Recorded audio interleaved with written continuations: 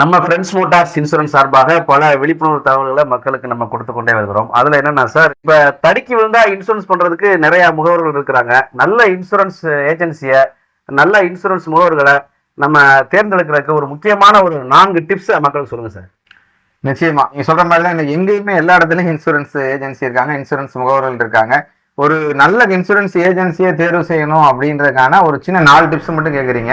நிறைய விஷயங்கள் நம்ம கவனிக்கணும். இருந்தாலும் ஒரு 4 டிப்ஸ் அப்படிங்கிற வகையில ஒரு உண்மையான ஒரு நல்ல இன்சூரன்ஸ் ஏஜென்ட் முகவராக இருக்காரு, அட்வைசராக இருக்காருன்னா அவர் முதல்ல தன்னுடைய வாடிக்கையாளருக்கு உண்மையான பாலிசியில் உள்ள அனைத்து விவரங்களையும் எக்ஸ்பிளைன் பண்ணி பாலிசி போடணும்.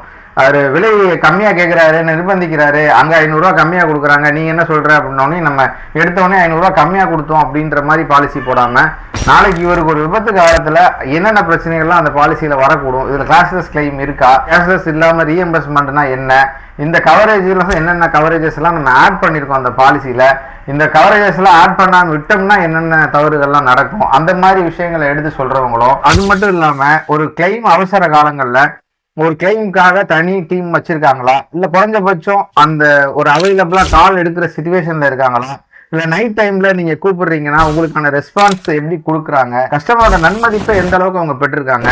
இன்னைக்கு நவீன காலங்களில் பார்த்தீங்கன்னா அனைத்து முகவர்களுமே, அனைத்து ஏஜென்சிகளும், அனைத்து கம்பெனிகளும் கூகுள் ரிவ்யூக்கள் வாங்குறாங்க. இது பார்த்தீங்கன்னா அவங்க எல்லாருமே ஃபேக்காக வாங்கிட முடியாது. நிறைய மனமுந்து வாடிக்கையாளர்கள் கூகுள் ரிவ்யூலாம் நமக்கே நிறைய கொடுத்துருக்காங்க.